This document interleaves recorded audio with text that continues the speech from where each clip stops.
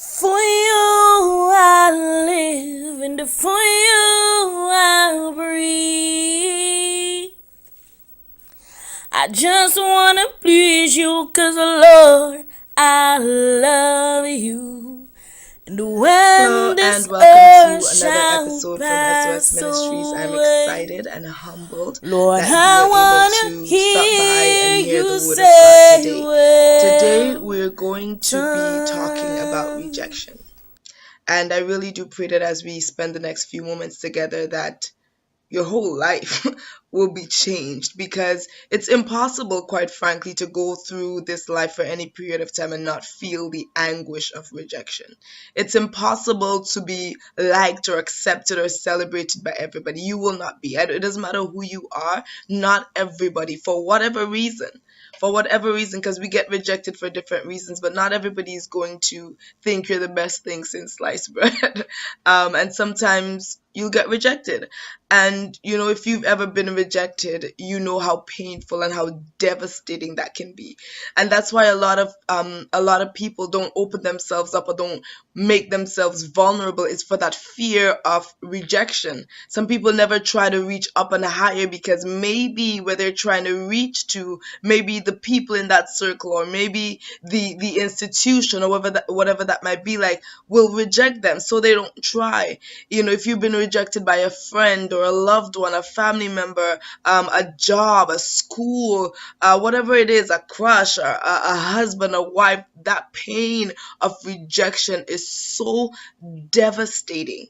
And it's impossible sometimes to even see how any good can come from that, because sometimes we carry that around for so long. Sometimes one rejection, because of how devastating it feels, changes the trajectory of our lives. Sometimes one rejection just messes with our mind, our emotions, our ability to connect with people. Sometimes one rejection leads to a downward spiral. Sometimes one rejection can so radically transform our lives, and not for the better, that it is impossible for us to see how rejection can actually be maybe on purpose, perhaps from God, perhaps ordained by God. It's difficult for us to see that, but I want to challenge us today and challenge the way we see rejection. If you are a child of God, you are, when you get rejected, because really it's a matter of when. Even Jesus Christ was rejected. So imagine, when you get rejected, I challenge you and I challenge myself today to view it as maybe something that has been done on purpose. Maybe something that has been allowed or ordained by God for a reason. And I'm going to read today from the book of 1 Samuel chapter 29. It's David again. I love me some David. I'm inviting you to check out my book also, Lessons from David, a reflection on the life of a man after God's own heart. You can find it on Amazon. You can find it on Barnes and Noble. You can contact me for a copy. And there's e-version. There's an e-version as well. So if you're not the, hard copy type of person, then you can get an e-version. But that's not what we're saying. We're gonna look at 1 Samuel chapter 29. I'll be reading a few verses from verse 4. Actually, I just read verse 4 and then kind of catch you up on the rest of it because it can be long. And it says, "And the princes of the Philistines were wroth with him, and the princes of the Philistines said unto him, Make this fellow return." And by this fellow they mean David. "Make this fellow return, that he may go again to his place which thou hast appointed him, and let him not go down with us to battle, lest in the battle he be an adversary to us. For wherewith should he reconcile himself with his master? Should it not be with the heads of these men?" And it goes on to say that Achish, which is the prince that David had sort of attached himself to, because the entirety of the story is that David was running from Saul. Saul was hell-bent on destroying David because he understood that God had appointed David to be the next heir to the throne. God had appointed David as king because this is after Saul disobeyed God and was rejected by God. And so, in running for his life, himself and some men who were in distress, who attached themselves to him, David found refuge among the Philistines. David found refuge, and of course, we know the giant Goliath was from the Philistine army. So the Philistines and the Israelites were sworn enemies. But when he was rejected by his own, when he was rejected by Saul, he found comfort, or he found refuge with the enemy. As weird as that sounds, because sometimes rejection comes from within. Sometimes rejection comes from those who should love us and should embrace us all the more. Nevertheless, so at this point, the Philistine army and Israel's army were going to war. And here was David, when he had nobody else to take up for him. The Philistine prince had taken up for him and had vouched for him and allowed him to stay among his people. And so now they're going up to war, and of course David feels a sense of obligation to go with them. And then the other leaders of the army look at him and they're like, no, we don't want him here. He needs to go back to where he came from. We don't want him on our side. We don't want him to go up with us to battle. And then the prince, who genuinely likes David and David likes him, says to him, well, the others, they're rejecting you, so you can't go with us. And so David is saved from this decision that he has to make, because I can't imagine the anguish that comes with knowing you have to choose between supporting someone who's been there for you when nobody else was, and fighting against the people that God has ordained you to lead and to rule over. So God, in his wisdom, because what it looks like to David, because obviously his feelings are a little bit like, what's happening? I've never been anything but good. Like, I feel like you should allow me this opportunity. But at the same time, God has saved David from making a decision that would just be a lose-lose. There's no way he could have made that decision on his own. The people who are always there for you are the people you ordained to lead. There's no way he could win that. But what God did was step in and allow the leaders to reject him. God, in his wisdom, God in his just sovereignty, the omniscient God stepped in and says, you know what, I'm gonna save you from this situation that either way you would lose from. I'm gonna save you, and I'm gonna make them reject you. I'm going to cause them to reject you to save your life. Can I just ask you? I just want to pause and ask you, has God ever allowed people or things to reject you so that he could save your life and redeem his purpose for your life? Because I cannot imagine what it would be like if David, who was meant to be the king over Israel, if he had to fight against them and kill men from the army, because we know David was a valiant soldier, and then go back and try to rule the people. Can you imagine? That I don't know that would sit well. So God's saying, I have a purpose for you. This isn't it. I'm going to cause them to reject you. I'm going to cause them to reject you, because either way you spin it, this is a lose-lose situation. Sometimes people will reject you because they know who you are and they know you don't belong, or they know the environment that you are in isn't the best for you. And I don't even mean to say to make it sound like they're trying to do you a favor. They just understand that you're not like them. And sometimes people are very threatened, or sometimes people just are very uncomfortable with things that are not like them. So sometimes when people reject you, because this is what the princess said, is this not in verse 5 of 1 Samuel chapter 29? Is this not David, of whom they sang one to another in dances, saying, Saul slew his thousands and David his 10,000s? We know the capabilities of this man. We know what he can do, and we are so threatened. We are so afraid that he should go up go up to battle with us, then reconcile with Saul, his master, and turn on our men because he would wreak havoc. He doesn't belong here. We don't want him here. So get rid of him. What rejection has come because people has seen something inside of you, or somebody has seen something inside of you that you don't see.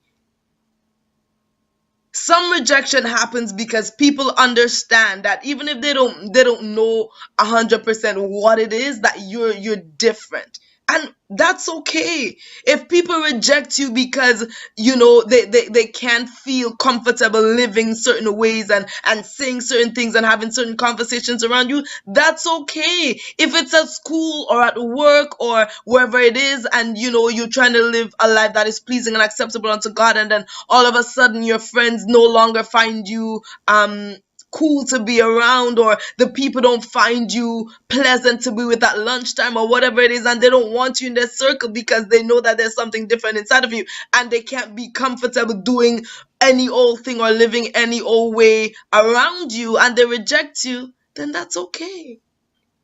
That's okay. It's on purpose, because sometimes when we hang around things that are not conducive to the purpose of God for our lives, we can dilute the anointing.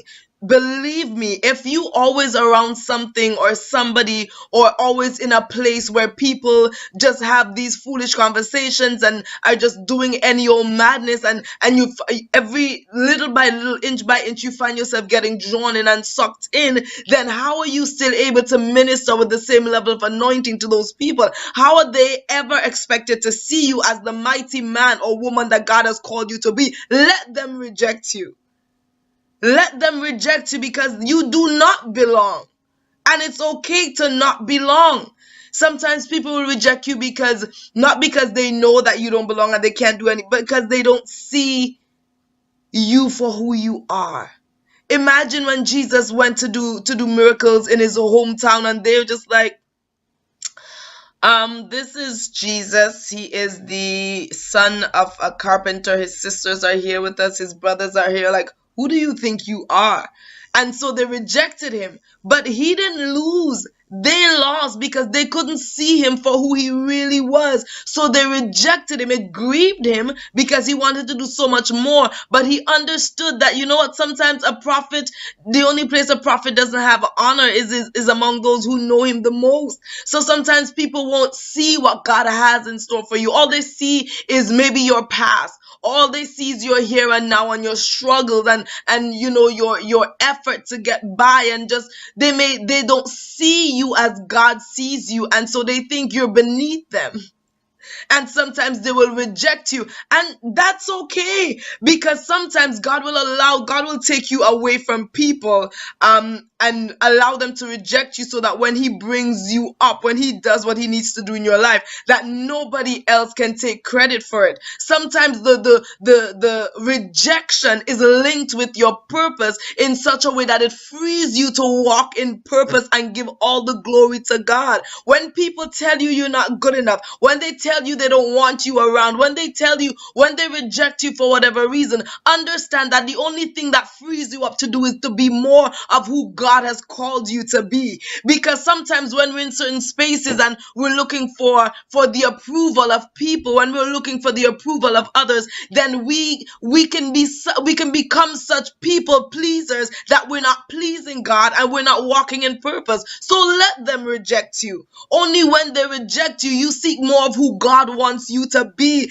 because we're not here to please folks. We're not here to fit into every little clique. We're not here to be liked by people. We're here to walk in purpose. So when they reject you, it actually releases you to walk in purpose. If they had allowed David to go up to battle with them, then he wouldn't be released to become the king when God's time was right, because his conscience wouldn't be clear, his mind, his spirit wouldn't be clear, because he would know, I actually fought against and killed my own people. Like, what kind of king does that? So sometimes when people reject you, when people say you're not good enough, when people turn their backs away from you, it's not so that you can curl up in a ball and cry yourself a river, but it's so that you are released to walk in divine purpose. And I just find the story of David, this account, just so incredible, because what felt like rejection to David was actually God's protection. What felt like rejection was God's protection. God will allow people to reject you. And what it really is his protection of you, because he loves you so much, because he values you so much that he doesn't want to allow you to get caught up in certain things, caught up in certain places. He doesn't want you to be comfortable. So sometimes he will allow you to be fired. Sometimes he'll allow you to be let go from your job. Sometimes he will reject you from a certain school, whatever it is, because that's protection for you. It's protection for your purpose, because sometimes we come across people in life that are not conducive to our purpose. Sometimes we are on the verge of getting ourselves tangled up in things that will destroy us. Sometimes we're on the verge of getting ourselves tangled up in things that are not in line with God's will and God's best for our lives. So in order to protect us, he allows these things to reject us. It's not rejection like you normally consider rejection. What it is protection. What it is preservation. What it is you being set apart for the glory of God. What it is you being preserved from heartache and from heartbreak. And I know when you're rejected in the moment, it feels like, like your heart is being broken, but God may be protecting you from something that is even more insidious. Is it rejection or is it protection? Is it rejection or is it preservation? Sometimes God is saying, I know that thing looks good. I know it looks good. I know it seems like this person seems perfect. It seems like, a perfect friendship or a perfect relationship. It seems like everything is absolutely perfect. But sometimes, God is saying there are some things that are underneath that you cannot see. And because I am an all-knowing God and I'm a good father, I cannot allow you to continue going in that, because you will be destroyed. Even when that comes from within, even when that comes from those that, blood family, even when that comes from those you love the most, sometimes God will allow people to reject you for them to even find themselves. Sometimes when people are attached to us,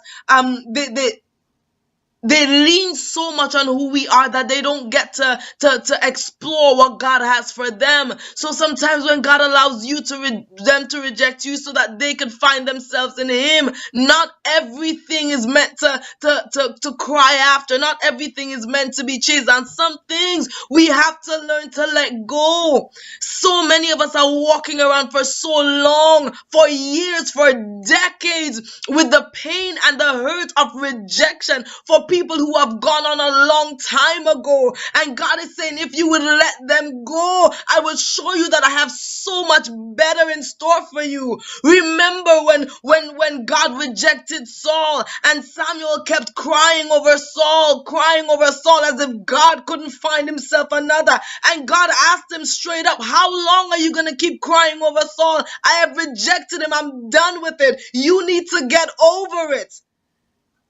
You need to get over it. I am done with Saul. How long are you going to keep crying over the same thing? And I want to ask you today, even as I've had to ask myself over, how long are you going to keep holding on to this pain of rejection?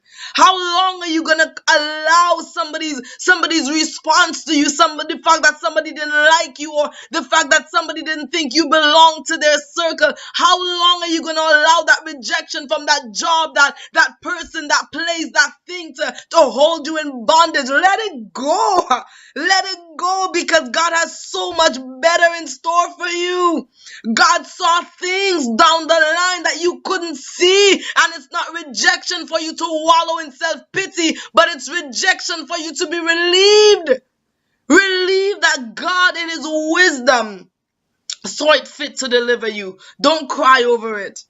Don't get upset over those doors that God is closing. God closes doors for a reason. And I know sometimes it just seems so unbelievable. It just seems like there's no way God can work it out for good. But in every situation, as he promised, he will work it together. He will work it out for your good. Stop crying over closed doors. I know it hurts. I know it doesn't feel good, but we have to trust and believe that what God has done is for the best. We have to trust and believe that there's blessedness in rejection. There is blessedness in rejection. Thank God for rejection, because after you seek direction from God, and after you've been rejected by man, then you can understand, that it's time to just be free and live in your purpose without the expectation. Because sometimes we're held down and we're in bondage by the expectations of others. God is saying, no way, that's not how I want you to live, so I'm going to allow them to reject you so that you can live according to my will and my expectations. And I just want to encourage you today that rejection is not meant for your destruction. Sometimes God rejects us or allows us to be rejected on purpose. And many times, some of us can testify, if I wasn't rejected from this, then I would have never had an encounter with that.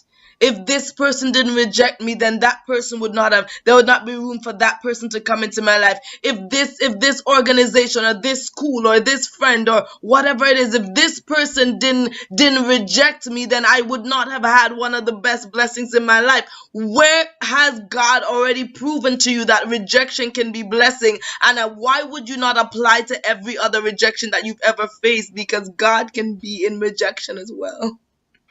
Because one thing we know for sure is that God will never leave, he will never forsake, and he will never reject us. He will never reject us. He will never reject us. And sometimes, we see how people go through certain things or certain relationships or certain friendships after those have rejected us. And I can honestly say that I've had those thank God that wasn't me moments. Thank God opened my eyes and saved me before I became a victim of XYZ. So many years later, we recognize that, I may have actually dodged a bullet. God, I actually see your hand at work. I actually see that wasn't even just this person, but that it was you. And I thank you. I thank you for this rejection, because sometimes it feels like the world is falling apart, but God is saying, no, I'm actually just reordering. I'm just reordering and I'm just redirecting. God is also in rejection. And some things and some opportunities and some people, we must understand, are just not right for us. They're just wrong for us. And I get that in the moment. It feels horrible. But when you look back, it was actually a blessing. Even the fact that Jesus Christ, he came to his own, but his own received him not. So now to as many as received him, to them he's giving power to be called the sons of God. He came to his own, and because he was rejected, because they didn't receive him, because they thought he wasn't good enough to be their Messiah or their king, and they rejected him, he said, you know what? Whosoever will. If Jesus Christ wasn't rejected, would we have had the opportunity? If he wasn't rejected by his own, would we? The Gentiles, those who are not part of the Jewish nation, or not part of, would we have had the opportunity to salvation, to come to know Jesus Christ as our personal Lord and Savior? Matthew 15:24, Jesus says, I was sent to the only to the lost sheep of the house of Israel. But because he was rejected by those of whom he spoke, he came, glory be to God, and he just said, you know what? Whosoever will. Aren't you glad that Jesus Christ was rejected by his own, so that salvation would be made available to us all?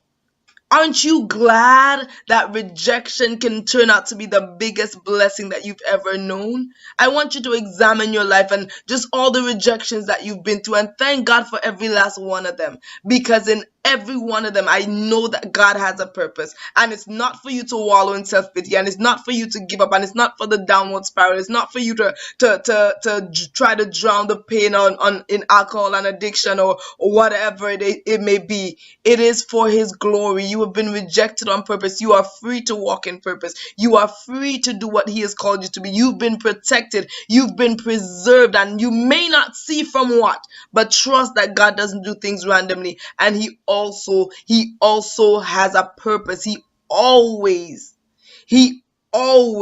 has a purpose. You have been rejected on purpose for a purpose. So don't cry, because God is For protecting you you from what you cannot see. I God live, and bless for you, and until you next I time, may he fill your heart with breathe. peace in every season of life. I God just bless you. wanna please you, 'cause Lord, I love you. And when this earth shall pass away, Lord, I wanna hear you say, well done, well done.